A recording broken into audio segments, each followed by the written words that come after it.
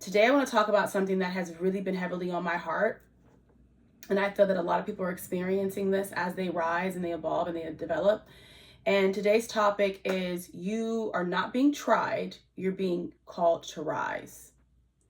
So lately I've been going through a lot of things with friends and family. And, at one point or another, I started to think, man, what's going on? Like, am I the problem? Is what's going on? Why am I feel like everywhere I turn, there is, some adversity. There's some type of drama, or there's some, emotional disconnect, or there's no communication, or I can't find connection. And I'm finding that sometimes people will see your purpose and your power before you can see it. So you're not being attacked. You're being asked to rise. So when you're being asked to rise, God will do anything and everything in his power to eliminate anything and everything that does not serve you. When you're being asked to rise, you are put in a position of loneliness and solitude.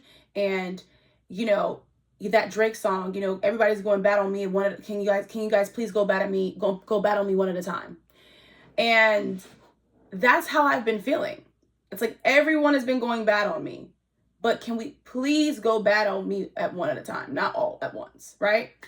And I want to talk to you about realizing that just because people are not serving your greater good of your higher purpose does not mean they're not a part of your journey. It does not mean that they're not a part of your journey. It does not mean that they're not a part of the purpose. I want to start by saying, like, how life has been trying me is really the spirit of positioning. So if life is trying you, that's the spirit positioning you to your next higher level. So they're going to try you through friends. They're going to try you through family. They're going to try you through your own damn kids. They're going to try you through partnership. They're going to try you through... The devil is busy when God's working, right?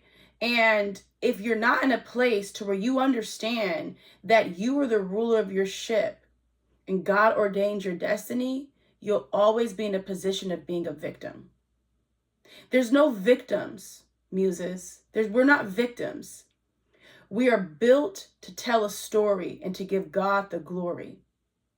Everyone has a transitional phase, and that transitional phase is either going to make you, break you, eliminate you, discourage you, or allow you to rise, allow you to develop, allow you to conquer, allow you to succeed, allow you to break generational curses. So the decision is really yours. Do you want to evolve, or do you want to stay stagnant? So let me cook for a second.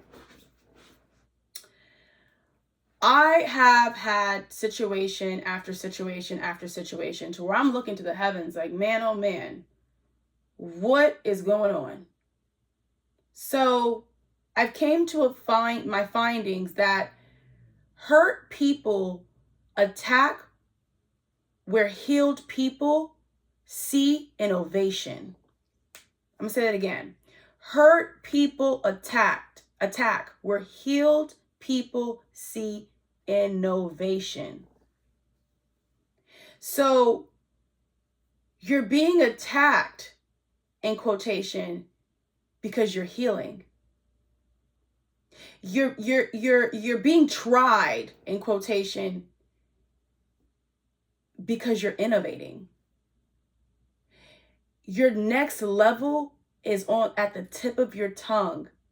And if you don't stop the dynamic of the confusion and the frustration, you'll never evolve into the next chapter of your life. For example, I'll give you some examples. My mother. Love my mother to death. You can't choose your parents, but if I have to do a rewrite, that's one of them. But we've been oil and water my whole life. My mother, I call her my number one hater. I'm not going to lie to you, because she's never said anything positive about me. She's never congratulated me on anything. She's never said, I got your back, I'm here for you. She's a very wounded woman that has released trauma and reconditioned her understanding to pass down generational curses that she had the power to break. And I wouldn't say that it's not her fault, because we all have to take accountability for the way that our life is ran. But I will say that when you're dealt a certain hand, it is your job to play the hand to win the game, or to readjust the hand for you to win the game. But the goal is still the same, is to win. So now I want to say that if you think that your base and your foundation wasn't right from the start, it probably wasn't. And I'll be a testimony to tell you that it probably wasn't. But now, people can be born poor, but if you die poor, that's your fault. You're going to face adversity. You're going to face challenges. You're going to face rejection. But what are you going to do with those three things? See, if you're going to make power moves, you have to turn that energy into a play. This is your world. We just live in it. This is your dynamic. This is your blessings. God is showing you that you are in full control of yourself if you gain access to your emotion. My father is an individual that showed up to the party late and wanted all the glory. He's like that guy that, has been gone your whole life and then, sends money, helps and does stuff like that, but never gets his emotional presence. And then once you've accomplished it and you got that championship, or you're on TV, or you're doing stuff, he's like, hey, I'm your dad. That's my father. Doesn't make him a bad person. It just allows me to understand where I came from, because there's no victims here as muses. We're not victims. We tell a story to give God the glory. So it doesn't make him a bad person. He's an unhealed man. He's a man that has not mastered himself. He's a man that has been abused and manipulated and effed over by generation and generation, to where he didn't even know where to go or where to start to make a change. So he used his pain as a weapon to basically not care about women, to be a womanizer, to be a man that takes no accountability or no responsibility for his actions, but wants to throw materialistics and things at you for you to immediately forget where the emotion came from. But when you're healing and you're on a journey and you're realizing that nothing can buy you and nothing can shake you and nothing can move you, you start to realize that their versions of their parenting is really a version of them trying to manipulate your intelligence. So our parents are our foundation, but they're not the house that we build. They're just the foundation. So no one really sees the foundation once the house is built. So I'm saying that to say, don't let your childhood affect the beautiful $9 million home that you can build on top of it. My father and my mother don't affect me because their job is done. Their job was to raise me, give me clothing, make sure I went to school, to get me an education. Those are the 4 elements that they chose to do. They chose to do nothing outside of that and barely did that. The bare minimum, but the bare minimum sometimes is good enough because it creates people that are go-getters, that want it, that have the blood-sucking tears of a drive that no one on this planet could touch. The waymakers, the movers, the shakers, they're all born from shaky foundations. And then you have that small percentage of people that were born wealthy. No one cares about those people because I can't connect to them because I wasn't born that way. I grew up with roaches in my cereal. I grew up on Section 8. I grew up on welfare. I grew up very hard. So I don't really connect with that dynamic. But my end result will be that dynamic, but I don't connect with that dynamic. So it's not a lot of things that you could tell me or a lot of things that you could show me that will allow me to say, oh my God, just because this person was born from this wealth circle, that they're better than me. No.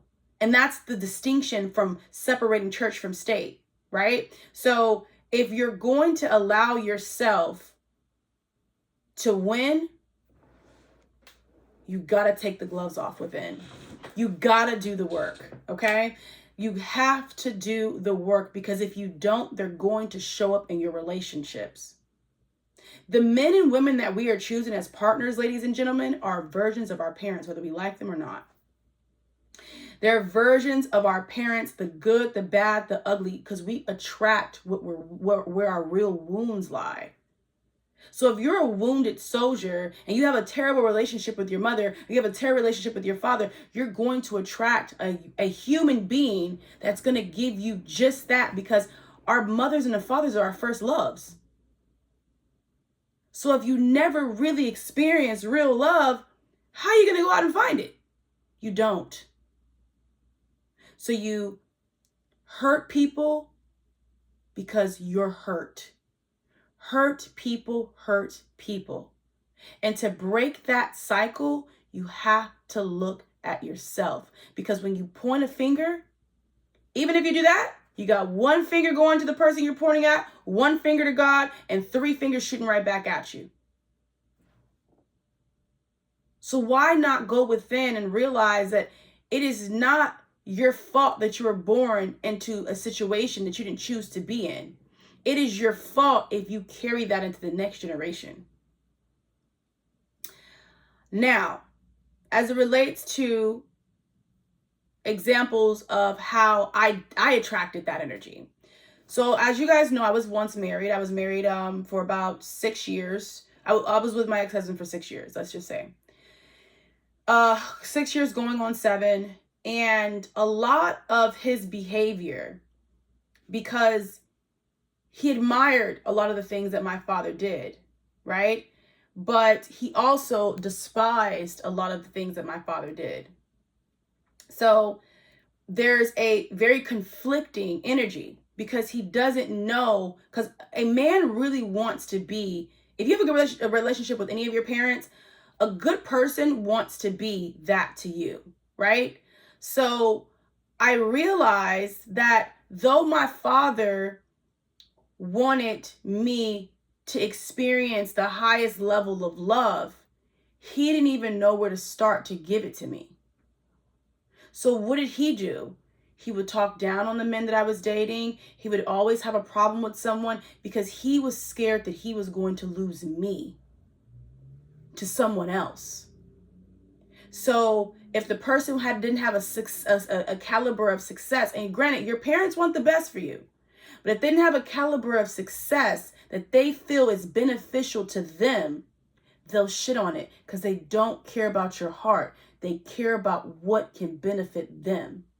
See, I chose my ex-husband for my heart. I did not choose him for financial gains. So I would never in my life have a problem with my ex-husband.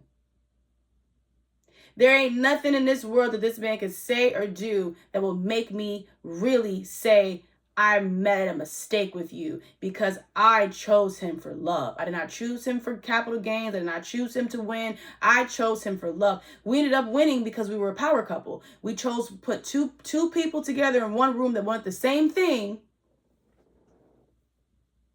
And we evolved into what I would like to say a very successful life. Okay? So now, obviously there's loops and hoops in that, because my relationship was a business. It really didn't have too much love after we kind of got into we started to see the rewards of our labor. The fruits of our labor either makes or breaks a relationship. And I want to tread back a little bit to my mom, right? Because you got to know where stuff comes from. So my mother would meet these men. My stepfather was Ike Turner Jr. So my mother would meet these men, and they would be in this weird transitional phase where they have just enough, but they're not super, super successful. And then she would support them so much and be there for them and admire them. And if they had music, she would play it, and she would try to be their walking advertisement. But in return, when they started to rise, she started to shrink. And instead of rising with them, she would shrink lower and lower and lower to the point to where she would disrupt the relationship so much to where the man was forced to leave. So what happens? I could not understand for the life of me how you can meet a man at a pivotal moment and you're the catalyst to their evolution. And then once they evolve, this is not the time for you to get insecure. This is the time for you to evolve with this man. This is the time for you to reap the fruits of the labor that you put in, man and woman. And if you look at it, men will get with a woman and the woman will be in a transitional phase. She's like, I want a family, but I really want to work. I'm in this cross body balance. I don't know which one to take. I don't know which one to do. I don't know where to go. I don't know. So she'll meet a man that has discernment, that has a voice that says, you should do this. But then when you do it and then you're good at it, now you've created a competition. And this man forgets that this is for the greater and the good of the relationship. It has nothing to do with, I'm going to make money and leave you. So we subconsciously sabotage ourselves because we're only as good as we allow ourselves to really be. So now, those relationships are catalyst relationships. Those relationships are a transitional, pivotal moment where a person, God ordained this person to come into your life and to help you evolve. And sometimes we confuse that with soulmate. Oh, who said that? Sometimes we confuse the catalyst partner with soulmate energy. That's not a soulmate. That is a person that was supposed to awaken your destiny. And there's very far in between relationships where each individual can awaken each other's destiny simultaneously and grow and build together. That's why they're far in between. It's normally the individual that goes really hard by themselves and then has to marry some person that gets to reap the benefits of their hard work and their labor. And then you have the individuals that will never rise to the occasion. So now you're stringing this person along for this super long duration of time. And I always tell men, do not get with a woman that doesn't want to be successful. She's going to drag you the fuck down. If you go on a date with a woman and you got all these goals and you're super ambitious and you know that you want a certain kind of lifestyle, just because you're not there yet, don't shit on your dreams with a person that cannot take you to the finish line. Because she's going to do everything to drag you back to square root one. And that shit is vice versa. Same with women.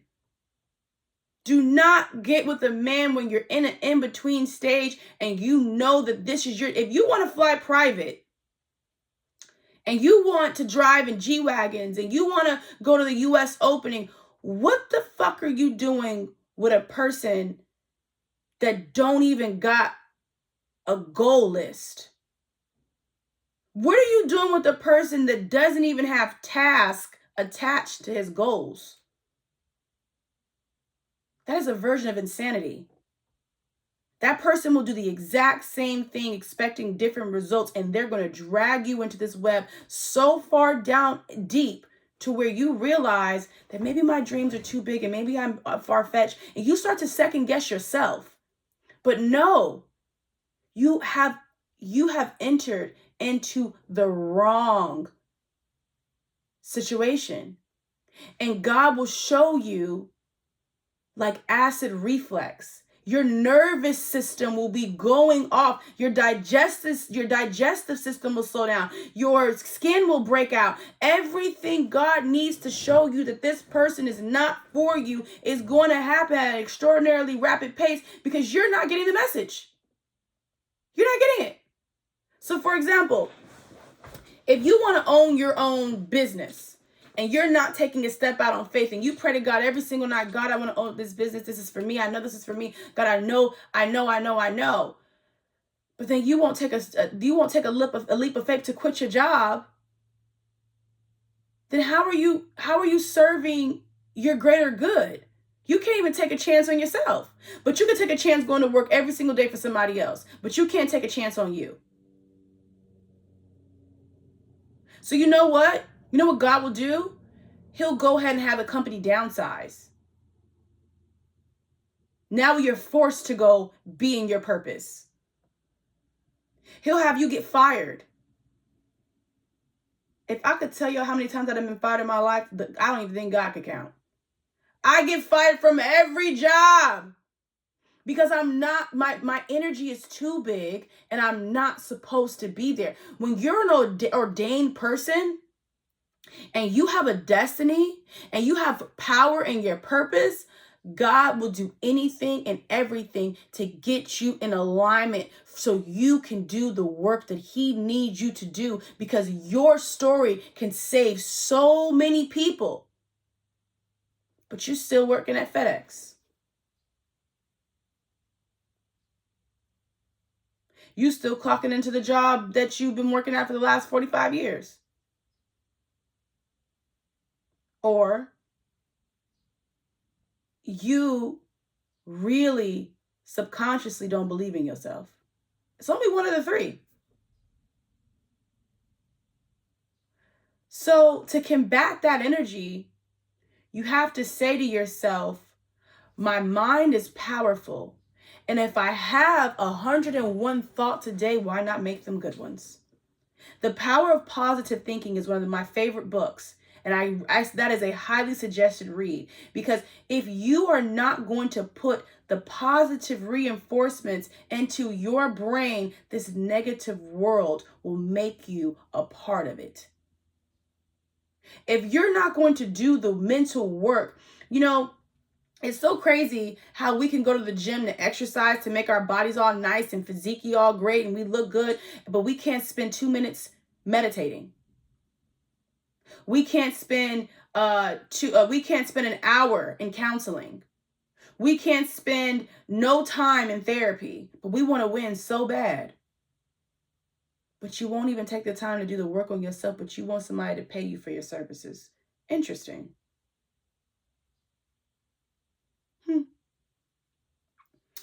So I've realized through partnership that the only person that is losing in a relationship is the person that cannot identify whether this is a season, a reason, a lesson, or a blessing.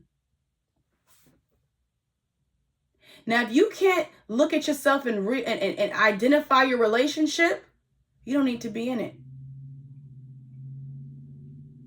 I was dating this gentleman not too long ago. Great individual, super smart. And he goes through life challenges as well. Like anybody, like anybody is going through something. Everyone's going through something these days, right?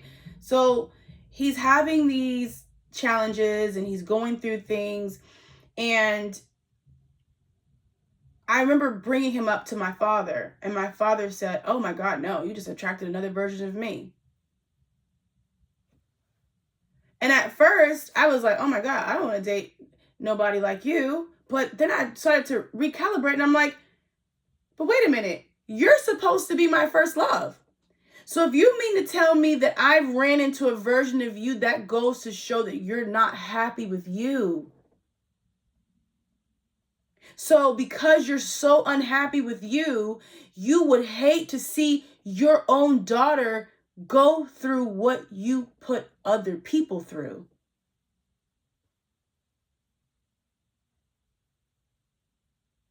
So I looked at it like this. If you're not going to realize that you're in a transitional, transcending era of your life, you're going to get stuck in the time lapse. And it's just going to spin around in a circle. And then you're going to become a little fucking hamster. You're just not going to lose no weight. I've never seen a fucking skinny hamster. They do all that running.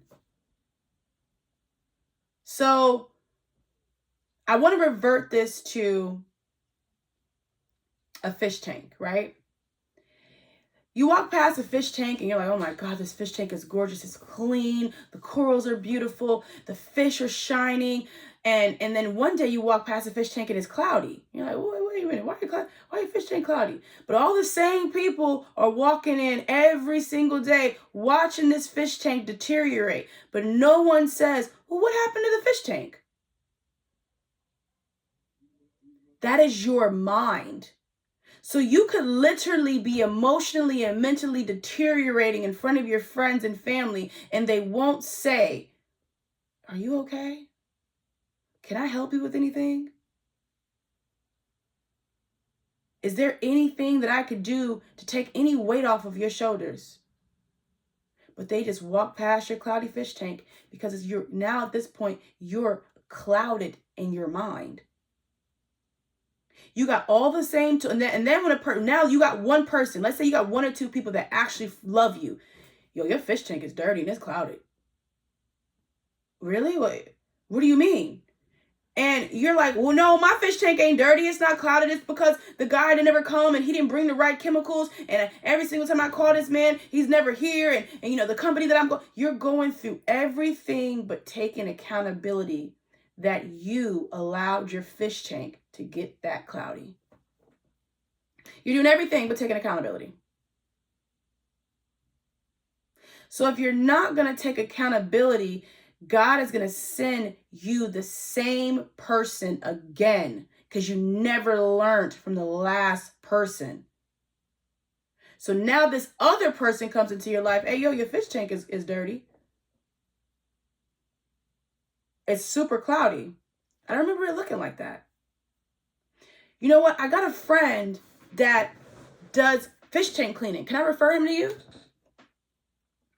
Now that is the friend that's the catalyst to your next level. This person sees that you are not on your A game. Yo, what can I do to help? I got this therapist that's a freaking rock star. They've helped me. Yo, honestly, I do meditation 3 times a week. Here's the audio books that I use. Look at these. Look here. I'm going to send you a list of books that I read. You know what? I actually bought you this book. I think you really need this right now. Now, those are your riders. Those are the people that want to see your fish tank back clear and clean and ready to go. And they want you to be admired again. See, when you got a cloudy fish tank, you can't even see the fish. So are you just going to keep swimming in all of this disarray and chaos? Or are you going to take a step back and say, I got the same chemicals that this person comes out and puts in my fish tank every single 2 weeks to a month.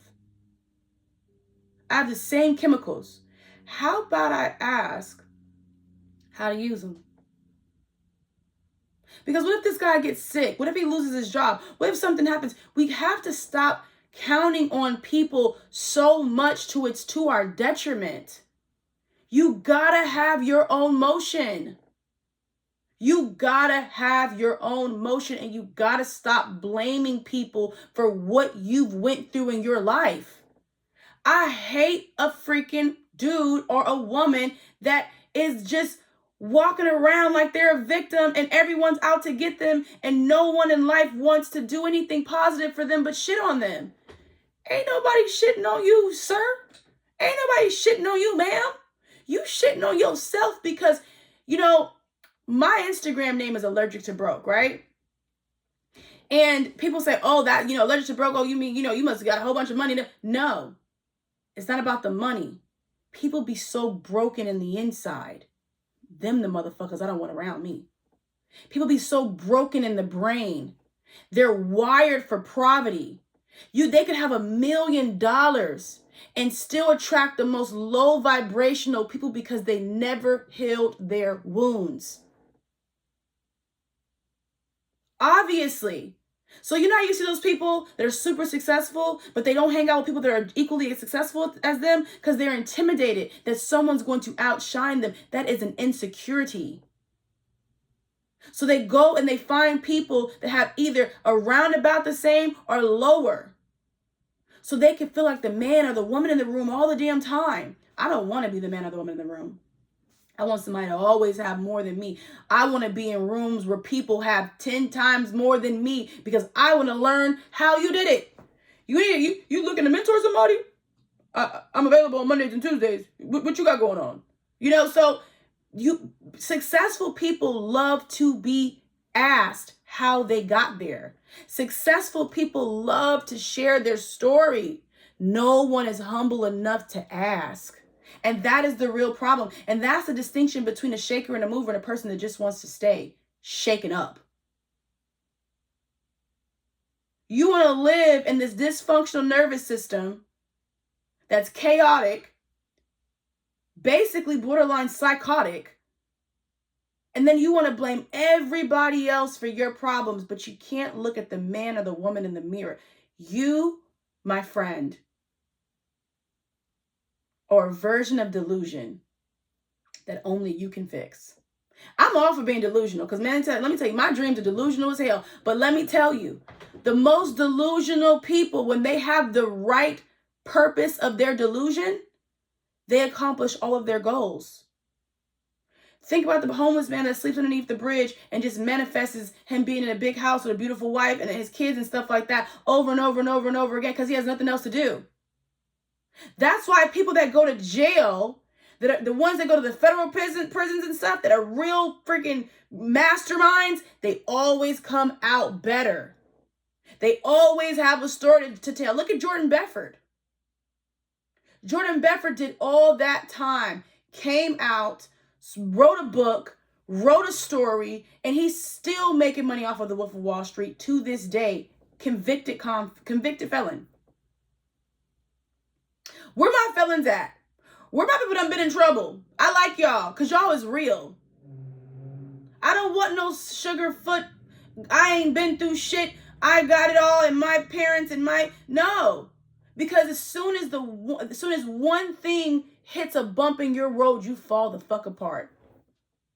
I need some people that's going to stand on business about themselves.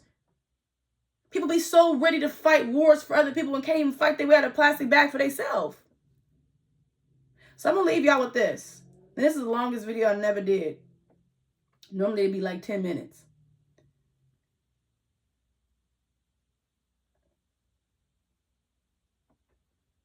If you pray the prayer, God, please remove everything and anything that does not serve me, don't be surprised if you're home alone. Because the vibration and the frequency that God is allowing you to vibrate on makes people uncomfortable. And if you're going to be full of yourself, pop your shit. Don't let nobody tell you you conceited, you think too highly of yourself, oh, you think you all that. You should think that you're all that. You should pop your shit. You should. I love a confident motherfucker. I love a confident person. Pop your shit, friend. Put some respect on my friend's name. I don't want no low vibrational, rat, mousy ass individual around me. You're going to make my ass itch. Go find you some business and go scurry around and get some cheese. Because I don't do well in environments like that. If you think you're that person, if you think that you're him and you think that you're her, you are. Don't let nobody confuse you. Don't let nobody confuse you. You are her. You are him. Now stand on business about yourself like you stand on business about going to work a job for somebody else. If you want it, go get it. It's yours. Everything that is for you will be for you, and not even you can mess it up. You can be redirected. You can be called to rise, but you will never be outshined when you're in alignment with your divine destiny. I love you, muses. You guys are phenomenal people. Catch me outside. Allergic to Broke 16. Follow me on Instagram.